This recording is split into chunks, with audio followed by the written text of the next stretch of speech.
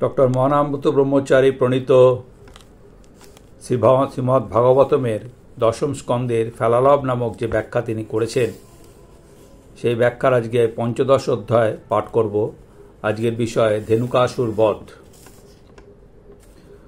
ওম ক্লিং কৃষ্ণায় নমঃ। ওম কৃষ্ণায় বাসুদেবায় হরয়ে পরমাত্মনে প্রণতক্লেশনাশায় গোবিন্দায় নমো নমঃ। ওম গুরবে গৌরচন্দ্রায় রাধিকায় তদালয়ে কৃষ্ণায় কৃষ্ণভক্তায় তদ্ভক্তায় নমো নমঃ। শ্রী সুখদেব বলতে লাগলেন, শোনো মহারাজ পরীক্ষিত, শ্রীকৃষ্ণের কথা বলছি। কৃষ্ণ বলরাম 6 বছর বয়স্ক হয়েছেন।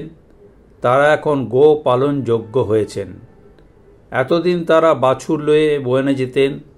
এখন থেকে সখাগণ সঙ্গে গোচারণ করতে করতে নিজ পদচিহ্ন দিয়ে পবিত্র ব্রজভূমিকে পবিত্রতর করতে লাগলেন। গোপ বালকদের সঙ্গে নিয়ে কৃষ্ণ বলরাম বের হতেন। তারা দুই ভাইয়ের গুণ যশ গাইত। কৃষ্ণ বেণু বাজিয়ে চলতেন। গাভীর দল আগে আগে ছুটত। ব্রজের বন পশুগণের বিচরণযোগ্য স্থান। কত ফুলে ফুলে যে ব্রজ সমৃদ্ধ তা বলবার নয়। এই কুসুমাকর কাননে বিহার করবার জন্য প্রবেশ করলেন কৃষ্ণ বলরাম। দেখো কি সুন্দর ব্রজবন, ভ্রমর গুঞ্জন করছে, মৃগ পক্ষীগণ বিচরণ করছে। মাঝে মাঝে সরসী, তার জল সজ্জনের চিত্তের মতো স্বচ্ছ। পদ্মের গন্ধ বুকে নিয়ে সরসীর বুক ছোঁয়া স্নিগ্ধ বাতাস বইছে। এমন বনে খেলা করতে ইচ্ছা জাগলো আদি পুরুষ শ্রীকৃষ্ণচন্দ্রের। চলছেন মনোপথে। বনস্পতি সকল ফুল ও ফলভারে অবনত হয়ে অরুণ বর্ণ পল্লবের দ্বারা গোবিন্দের পাদদ্বয় স্পর্শ করছে।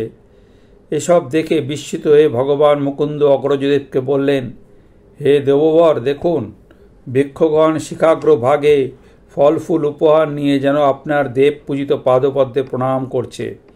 মনে হয় নিজেদের পাপ ও অপরাধ স্খলনের জন্য এই প্রণতি। যে দোষবশত এই বৃক্ষ জন্ম, তারা চায় সেই দোষ দূর হোক। হে আদিপুরুষ, হে অনগ, দেখুন অঙ্গগন্ধে আকুল ভ্রমরগুলো আপনার পশ্চাৎ পশ্চাৎ ছুটছে। তারা মুখে অখিল লোকপবন আপনার যশগান গাইছে। মনে হয় এই ভ্রমরগণ প্রকৃতপক্ষে আপনার ভক্ত মুনিগণ। এরা আপনার চরণ সান্নিধ্য ত্যাগ করতে পারে না। যদিও আপনি গুরুভাবে বনে রয়েছেন গোলকের আসন ছেড়ে। হে পূজনীয়, দর্শন করুন। আপনাকে গেয়ে উপস্থিত দেখে ময়ূরগণ আনন্দে নৃত্য করতে করতে স্বাগত জানাচ্ছে। হরিণীগণ কিরূপ স্নেহের সঙ্গে তাকাচ্ছে। তারা এই প্রেম দৃষ্টি পেয়েছে গোপীদের নিকট। কোকিলগণের কলধ্বনি বেদসূক্তের মতো আনন্দ বর্ধন করছে। এই বনবাসীগণ ধন্য, শতধন্য। তারা যা করছে তা সাধুজনের করা উচিত।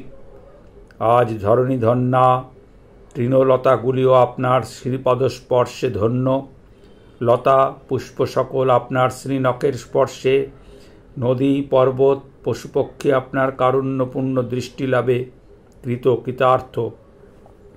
আপনার লক্ষ্যে বাঞ্ছিত বক্ষস্থলের স্পর্শ লাভে গোপীগণ ধন্যা।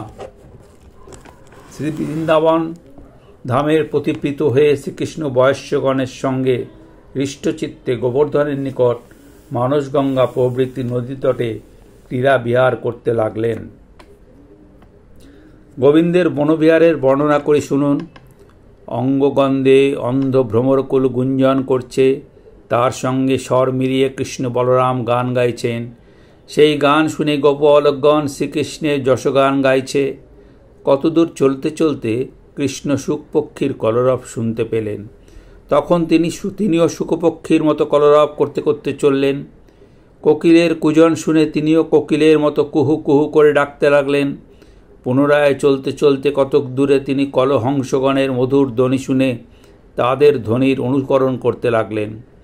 পথিপার্শ্বে ময়ূরগণ নৃত্য করছে দেখে কৃষ্ণ তাদের সঙ্গে নাচতে লাগলেন।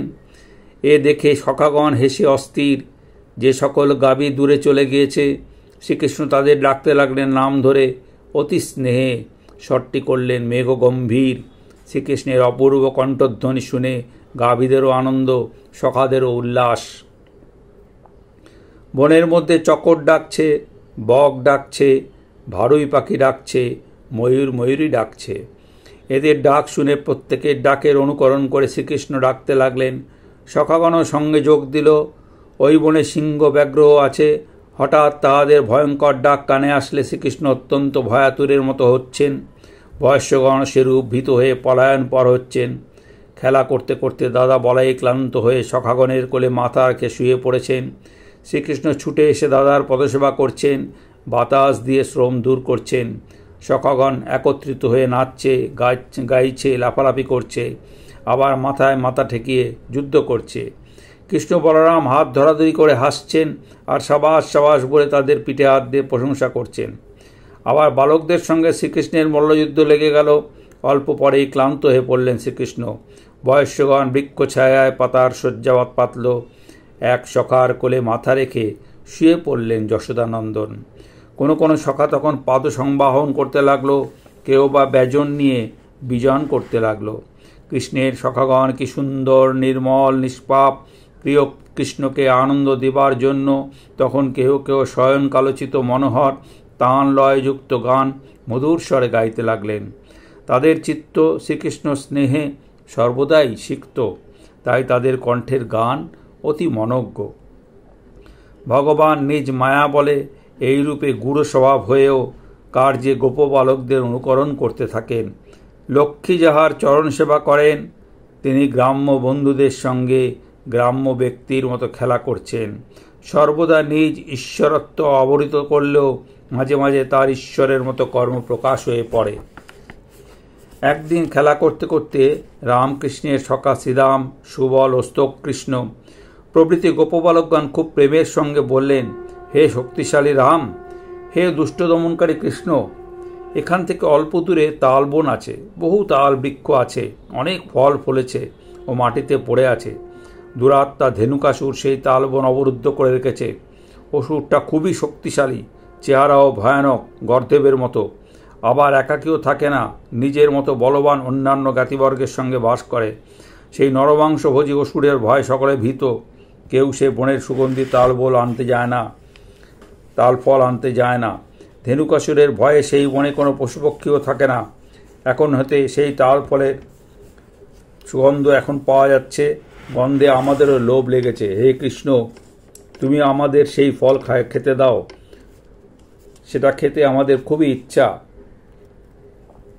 যদি তোমাদের ইচ্ছা হয় তবে ফল আনিতে যাও। একথা শুনিয়ে সুহৃদগণের প্রিয় কার্য করবার জন্য দুই ভাই হাস্যমুখে গোপগণ কর্তৃক পরিবৃত হয়ে তাল বনে গমন করলেন। বলরাম বনে প্রবেশ করে এই মদমত্ত হস্তির মতো বাহুর দ্বারা তাল বৃক্ষগুলি কাঁপিয়ে অনেক ফল ভূপতিত করলেন। তাল পতনের শব্দে গর্ধপ্রভে ধেনুকাসুর ছুটে আসলো। তার পায়ের ভরে পৃথিবী যেন কাঁপতে লাগলো। সে ছুটে এসে পিছনের দিকের পা দুখানি দিয়ে বলরামের বক্ষে আঘাত করল। তারপর অতি কুৎসিত শব্দ করতে করতে চারদিকে দৌড়াতে লাগলো। অসুর আবার ছুটে এসে বলরামের সম্মুখে বিপরীত মুখে দাঁড়ালো এবং পিছনের পা দিয়ে আবার লাথি মেরে তাকে বিনাশ করতে উদ্যত হলো। বলরাম তখন ক্রুদ্ধ হয়ে এক হাত দিয়ে অসুরের পা দুটি ধরে ঘোরাতে লাগলেন। তারপর তার প্রাণশূন্য দেহ তাল বৃক্ষের অগ্রভাগে নিক্ষেপ করলেন। অসুরের দেহের আঘাতে বড় বড় গাছগুলো কাঁপতে লাগলো। এক বৃক্ষের চাপে অপর এক বৃক্ষ ভাঙে পড়ল, তার চাপে আবার অন্য বৃক্ষ কম্পমান হলো। অতি অবহেলায় বলরাম কর্তৃক নিক্ষিপ্ত অসুরদের আঘাতে আঘাতে বাতাহত বৃক্ষের মতো তালবন কাঁপতে লাগলো। বলদেবের এই শক্তি সামর্থ্য শুনে আশ্চর্যান্বিত হবার কিছু নেই, কারণ তিনি অনন্ত, তিনি জগদীশ্বর। তন্তুর মধ্যে বস্ত্র যেমন ওতপ্রোত হয়ে বিদ্যমান, এই দৃশ্যমান জগৎ তাতে সর্বতভাবে অনুষ্ঠিত হয়ে আছে। ধেনুকাসুরের জ্ঞাতিরা তাদের আত্মীয় বধ হেতু অত্যন্ত আক্রোশে ক্রুদ্ধ হয়ে কৃষ্ণ বলরামের দিকে ধাবিত হল। কৃষ্ণ বলরাম তাদেরকে কিছুমাত্র গ্রাহ্য না করে অবলীলাক্রমে পিছনের পা ধরে তাদেরকে তালগাছের গায়ে ছুঁড়ে মারলেন। প্রাণহীন অসুরদের দেহগুলি ভগ্ন তালগাছ ও তাল ফল দ্বারা ভূমিতলে পরিব্যাপ্ত হল এবং তা রক্ত, শ্বেত ও নীল মেঘমালায় আবৃত আকাশের মতো দেখাতে লাগল। কৃষ্ণ বলরামের এই অদ্ভুত কর্ম দর্শন করে দেবগণ পুষ্পবর্ষণ করলেন ও স্তব স্তুতি ও বাদ্যধ্বনি করলেন। ধেনুকাসুর মরে যাওয়ায় সেই তালবনে সকল লোক নির্ভয়ে চলাফেরা করে তাল ফল খেতে পারল। পশুরাও নির্ভয়ে ঘাস খাওয়া শুরু করল। তারপর শ্রীকৃষ্ণ ব্রজে ফিরলেন, বলদেবও সঙ্গে চললেন। অন্যান্য বালকগণ তাদের গুণ কীর্তন করতে করতে পশ্চাৎ পশ্চাৎ অগ্রসর হলেন। অপূর্ব শ্রীকৃষ্ণের লীলাকথা, এই লীলাকথা শ্রবণে ও কীর্তনে জীবন পবিত্র হয়। শ্রীকৃষ্ণ যখন ব্রজে প্রবেশ করেন, তার দর্শনের জন্য তৃষ্ণাযুক্ত গোপ রমণীরা একত্রিত হয়ে এসেছিলেন। শ্রীকৃষ্ণের অঙ্গে কী রূপ! গাভীগণের পশ্চাৎ গমন করায় তাদের খুর হতে উত্থিত ধূলিতে তার কেশপাশ ধূসরিত হয়েছিল। সেই কেশপাশে ছিল বনফুল ও ময়ূরপুচ্ছ নিবদ্ধ। তার নয়ন দুটি সুন্দর ও হাস্য মনোহর। তার অদরে ছিল বেণু, পিছনে ছিল সখারা। তার গুণ গাইতে গাইতে তারা চলছিল। ব্রজললনারা তাদের নয়ন ভ্রমর দ্বারা শ্রীকৃষ্ণের মুখকমলের মধু পান করছিলেন। তাতে তাদের সারাদিনের শ্রীকৃষ্ণ বিরহজনিত যে তাপ তা দূর হয়ে গেল।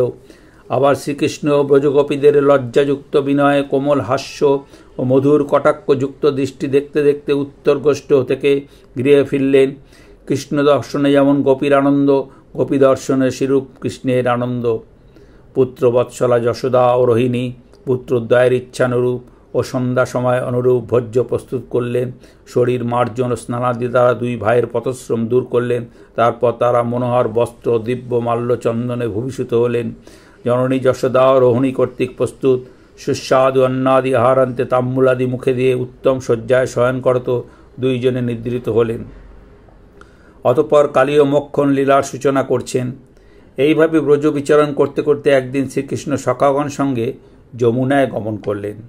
ঘটনাক্রমে ওই দিন বলরাম সঙ্গে গেলেন না। গো ও গোপগণ রৌদ্রে ক্লান্ত ও অত্যন্ত পিপাসিত হয়ে কালীয় হ্রদের বিষযুক্ত জল পান করল। পান করবা মাত্রই চেতনা শূন্য হয়ে মৃতবৎ জলের কিনারায় পড়ে গেল। নিজাশ্রিত গাভীগণ ও সখাগণকে ওই অবস্থায় পতিত দেখে যোগেশ্বরেশ্বর শ্রীহরি তার অমৃতবর্ষিণী দৃষ্টির দ্বারা তাদেরকে বাঁচালেন। শ্রীকৃষ্ণ ছাড়া তাদের আর অন্য কেউ রক্ষক ছিল না। তারা মৃত্যুমুখ থেকে জেগে স্মৃতি ফিরে পেয়ে বিস্ময়ের সঙ্গে পরস্পরের মুখ অবলোকন করতে লাগল। বিষ জল পান করে তারা মরেই গিয়েছিল। মৃতের আবার যে পুনরুত্থান, তা যে একমাত্র শ্রীকৃষ্ণের অনুগ্রহপূর্ণ দৃষ্টির ফলে তারা সহজেই অনুভব করতে পেরেছিল। ইতি শ্রীমদ্ভাগবতে দশম স্কন্ধে পঞ্চদশ অধ্যায়ের ফেলালাপ সমাপ্ত। আজকের মতো পাঠ এখানেই সমাপ্ত হলো। ওম শ্রীকৃষ্ণার্পণমস্তু। হরি ওম তৎসৎ।